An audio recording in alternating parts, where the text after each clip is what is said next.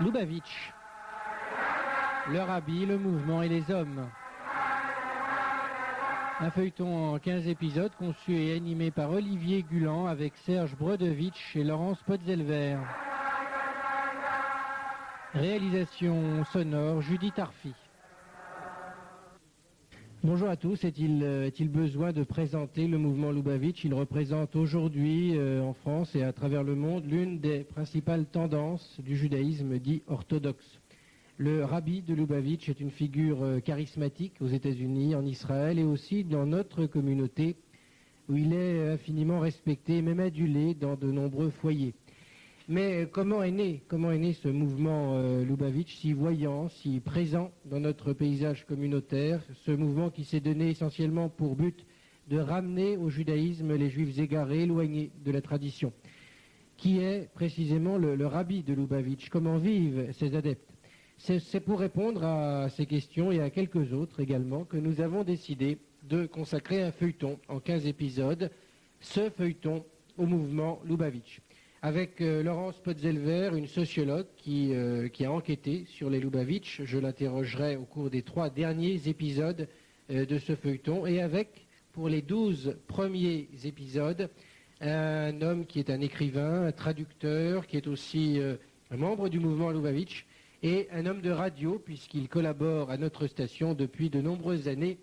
Il s'agit de Serge Brodovitch. Serge Brodovitch, bonjour. Bonjour. Alors les premières émissions seront consacrées avec vous donc à la naissance du chassidisme. Ce sera la première émission, donc aujourd'hui même. Ensuite, nous parlerons au cours d'une deuxième émission de la naissance du mouvement Lubavitch proprement dit et de la personnalité de son fondateur, Rabbi Shneur Zalman. Nous parlerons, ce sera le 3e épisode, des spécificités de la pensée Lubavitch. 4e épisode, je résume très vite, le mouvement Lubavitch des origines jusqu'en 1917, ce sera le 4e et également le 5e épisode. 6e épisode, naissance du rabbi, ses origines, nous parlerons du père du rabbi de Lubavitch actuel, nous parlerons de l'éducation du rabbi jusqu'en 1933. 7e épisode, un épisode qui nous concerne particulièrement puisqu'il s'agit du séjour du rabbi de Lubavitch en France jusqu'en 1941. 8e épisode, la guerre, l'après-guerre jusqu'en 51. 19e épisode, le style du rabbi de Lubavitch et du mouvement Lubavitch. C'est un genre tout à fait, on le verra, tout à fait nouveau dans le monde orthodoxe. 10e épisode, les pensées, les écrits du rabbi. 11e épisode et 12e épisode, la diffusion du mouvement Lubavitch, les succès du mouvement Lubavitch. Nous parlerons également de politique, c'est important, et c'est assez nouveau, puisque vous savez que le mouvement Lubavitch est aujourd'hui plus impliqué qu'autrefois dans, je dirais, ce qui se passe sur le plan de la politique israélienne. Nous aurons bien sûr donc l'occasion d'y revenir. Mais aujourd'hui, donc, pour ce premier épisode, je vous propose de tenter de situer d'abord le contexte historique dans lequel est né le mouvement Lubavitch, donc avec vous, Serge Brodovitch. Oui, effectivement, Olivier, il convient de faire un petit point d'histoire et de sociologie sur ce qu'est la situation du judaïsme d'Europe centrale et de Pologne et des Carpates au moment où le Baal Shem Tov va faire son apparition avec le mouvement chassidique et cette nouvelle doctrine. Le peuple juif, il faut le dire, à cette époque, nous sommes au milieu du XVIIe siècle, le peuple juif est en exil depuis 16 siècles. Et les événements prennent un tour qui n'est pas véritablement optimiste, qui ne laisse pas véritablement espérer un relèvement. L'exil a frappé de grands coups, et on peut dire coup sur coup. D'abord en la matière de l'Inquisition, qui a abouti en 1492 à l'expulsion des Juifs d'Espagne. Et puis, avant cela, et même après, toutes ces croisades qui, en fait, se sont transformées en véritables pogroms organisés. Et puis, alors, il y a eu d'ailleurs, à la suite de ces croisades, un mouvement vers l'Est. Il y a eu un mouvement vers l'Est, un mouvement vers l'Est. C'est la naissance du judaïsme de la grande communauté juive de Pologne. Effectivement, à la suite aussi des expulsions de France et des différents territoires d'Allemagne, les Juifs ont reflué vers les territoires de l'Est, où ils ont, pendant un certain temps, réussi à se faire une certaine sorte de situation et d'âge d'or en Pologne, grâce à leurs moyens intellectuels, à leurs moyens financiers évidemment, parce que c'est toujours le nerf de la guerre à cette époque pour les Juifs.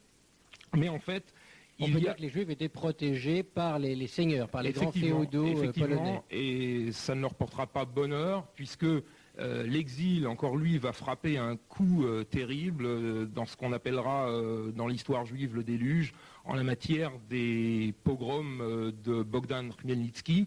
Qui était le chef des Cosaques. Qui était le chef des Cosaques. Initialement, comme on le sait, la révolte était une révolte de paysans contre les maîtres, de paysans russes ukrainiens contre les maîtres polonais qui les régentaient. Alors, il faut dire, pour bien comprendre ce qui s'est passé, que les Juifs, à cette époque, étaient effectivement, jouaient un peu les intermédiaires, étaient contraints de jouer les intermédiaires entre les féodaux et les paysans. Souvent, ce sont les Juifs qui collectaient l'impôt. C'est vrai, c'était des intendants, essentiellement. Et dans ce déferlement de haine, animé par Bogdan Khmelnytsky, qui s'est fait finalement une figure un peu messianique et charismatique, eh bien, on a évidemment confondu Juifs et polonais, d'autant que c'était en fait sur un fond de guerre de religion, puisque les paysans russes ukrainiens étaient des orthodoxes, et qu'en face d'eux, ils avaient des catholiques et effectivement des juifs.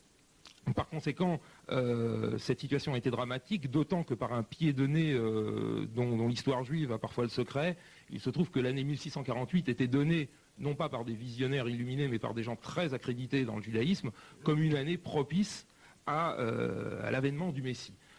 Pour diverses raisons, parce qu'on a vu des allusions dans le Zohar. Le Zohar disait à un certain endroit que dans l'année 408 du 5e millénaire, les morts se réveilleront de la poussière.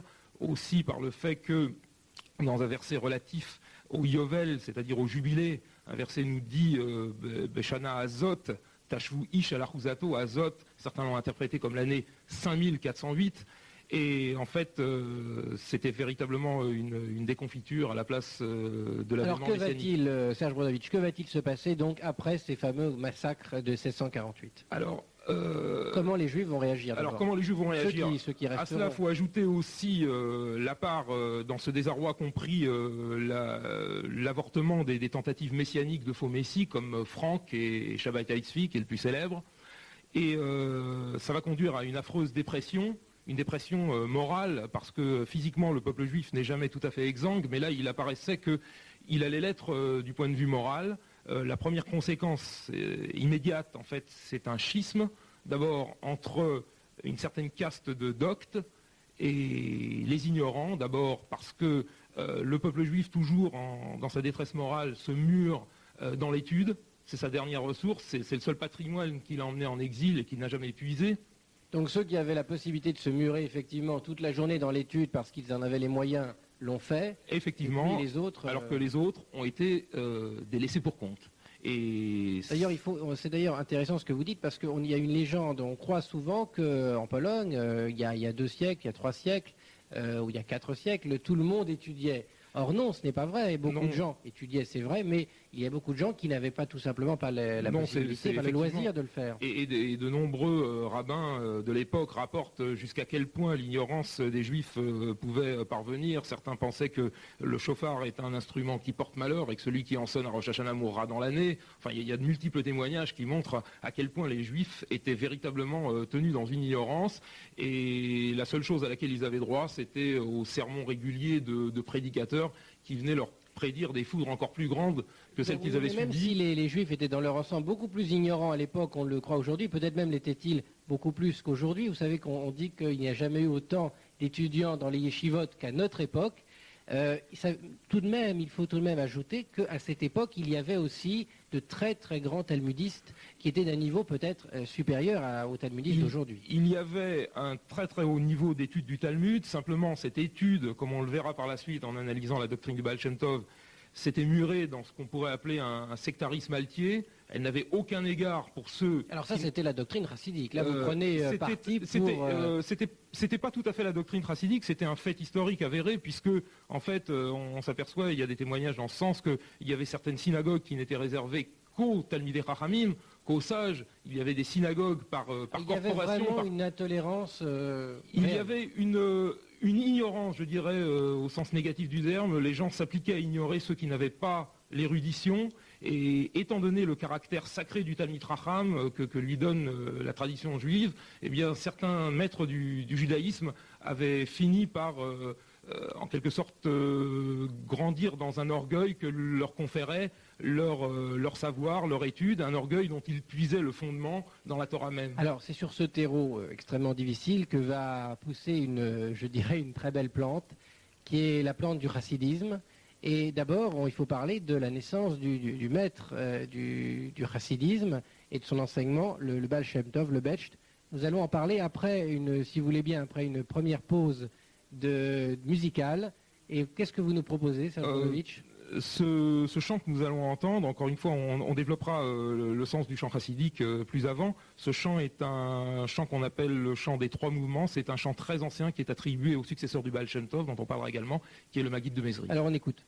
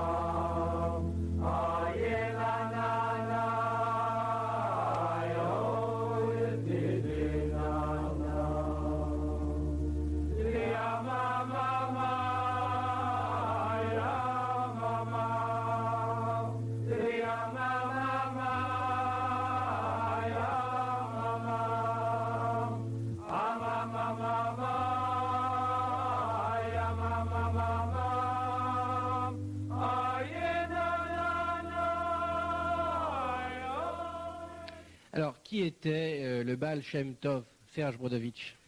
Bien, je crois, Olivier, qu'il faudrait peut-être consacrer même un volet entier d'une de nos émissions à dire ce que le Baal Shem Tov n'était pas, tant le sujet a été galvaudé et a donné lieu à des débordements émouvants de candeur quand il n'était pas malveillant. Comment l'expliquez-vous ?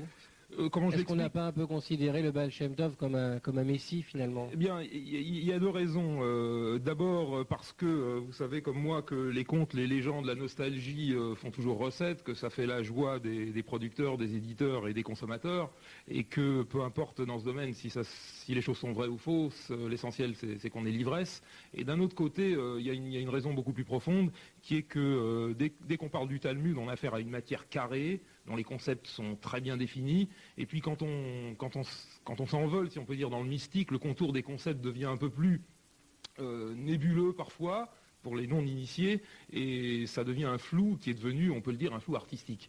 Alors essayons de séparer un peu le bon grain de l'ivraie, dites-nous en quelques mots, parce qu'on n'aura pas beaucoup de temps pour en parler, mais oui. Quelques mots. Qui était le Baal Shem Tov est né en 1698 dans un village des Carpates qui s'appelait Okopi. Et là aussi, il y a une raison peut-être au fait qu'il a été galvaudé, c'est qu'il n'a pas, on connaît peu de choses de sa vie avant sa révélation, c'est-à-dire à l'âge de 36 ans. On connaît peu de choses, on sait simplement qu'il était un accompagnateur d'enfants au Cheder, qu'il leur enseignait à dire le Kaddish. On n'a pas de traces qu'il ait fait de brillants traits talmudiques avant sa révélation, ni même peut-être après, dans la mesure où il n'a pas laissé d'ouvrage signé par lui. Ses enseignements ont été consignés par écrit par ses élèves. Et par conséquent, le Baal Shem Tov a eu toutes les raisons d'être un personnage légendaire avant même de quitter ce monde. Le fait est que c'était un talmudiste émérite. Simplement, sa façon de se révéler aux gens tranchait par rapport à ceux des autres maîtres de son temps. Ce qu'il faut dire également, c'est qu'avant même que le Baal Shem Tov ne se révèle, donc à l'âge de 36 ans, il a été précédé par 3 maîtres que la tradition juive et chassidique appelle aussi des Baal Shem. Il y avait 3 personnes. Une personne s'appelait Rabbi Eliyahu Baal Shem, qui est né en 1505, qui était le petit-fils, d'après certains, d'un homme beaucoup plus connu qui était Rabbi Yosef de Rochaim, qui était le grand commandeur des Juifs, le représentant des communautés juives d'Europe dans l'empire de Charles Quint. Cet homme-là était également un grand mystique. Il a eu pour élève un autre homme qu'on appelait Baal Shem, qui s'appelait Rabbi Adam Baal Shem, et puis plus tard, il y a eu Rabbi Yoel Baal Shem. Donc ce sont en quelque sorte les précurseurs du mouvement chassidique. Ce sont des précurseurs du mouvement chassidique, ce sont eux qui ont jeté les premiers jalons, qui ont posé les premiers jalons de l'enseignement mystique du judaïsme, qui plus tard fleurira véritablement avec Rabbi Israël Baal Shem Tov. Vous parliez Serge Brodovitch, vous parliez d'une révélation. De quel genre de révélation s'agit-il ?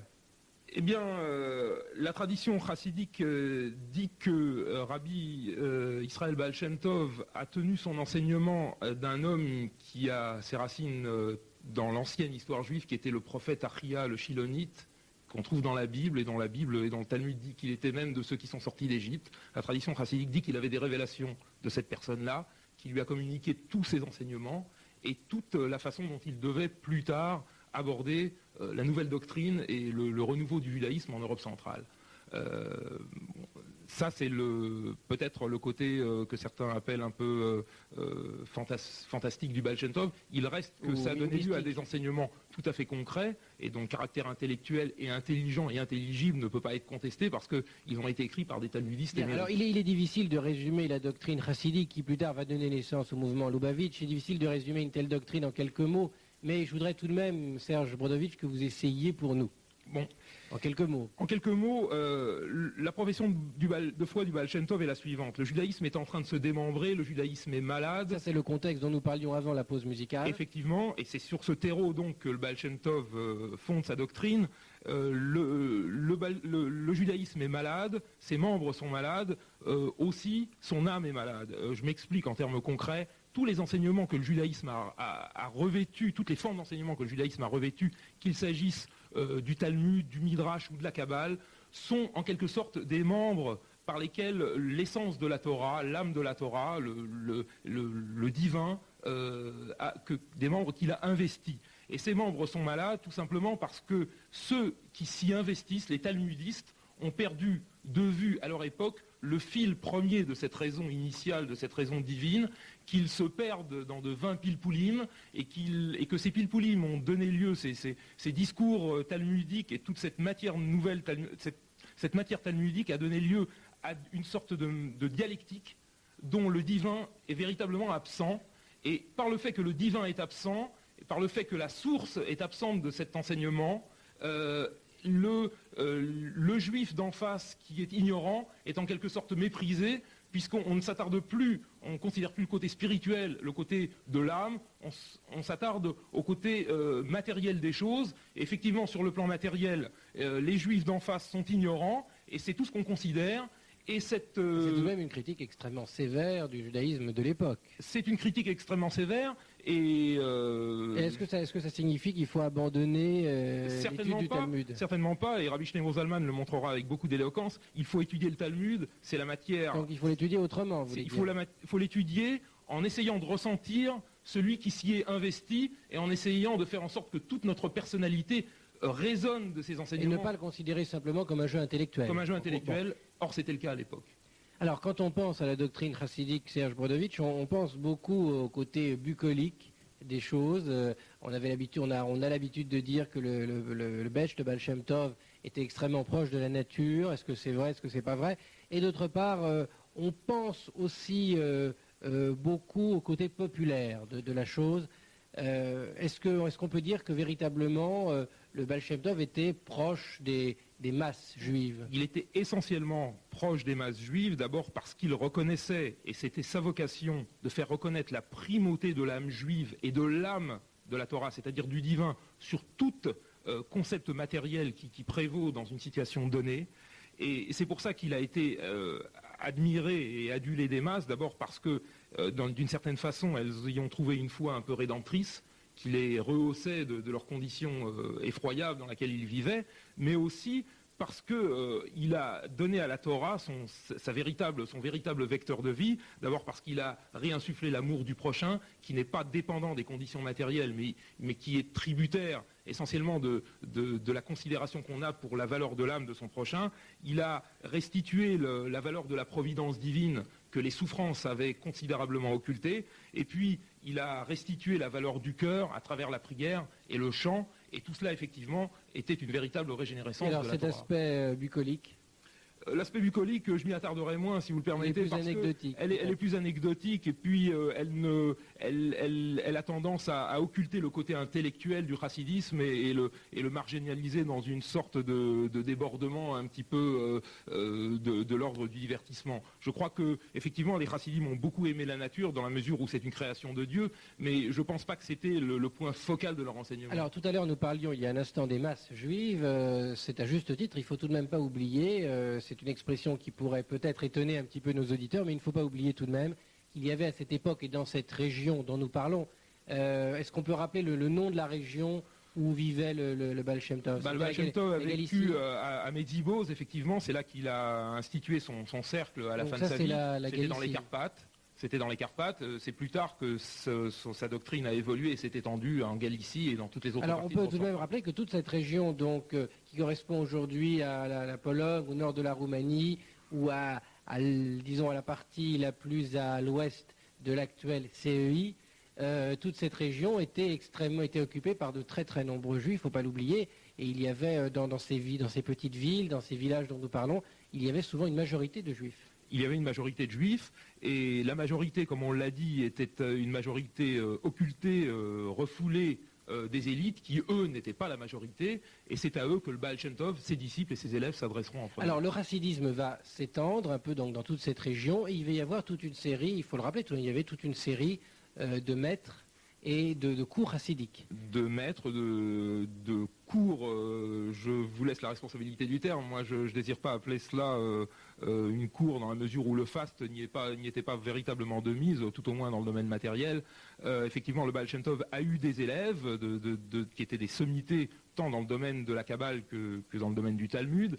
Mais véritablement, le chassidisme a commencé à s'étendre à la fin du mandat, si l'on peut dire, de son successeur, le Maguide de Mézri. Donc vers la fin du XVIIIe siècle, début du XIXe. Effectivement, vers les années 1770. Bien, alors Serge Brodovitch, je vous remercie. La prochaine fois, au prochain épisode, eh bien, nous entrerons encore plus dans le vif du sujet, véritablement, puisque nous parlerons de la naissance du mouvement Lubavitch lui-même et de la personnalité de son fondateur, Rabbi Shneur Zalman de Liadi. C'était Lubavitch, le Rabbi, le mouvement et les hommes, un feuilleton en 15 épisodes avec Serge Brodovitch et Laurence Potzelver.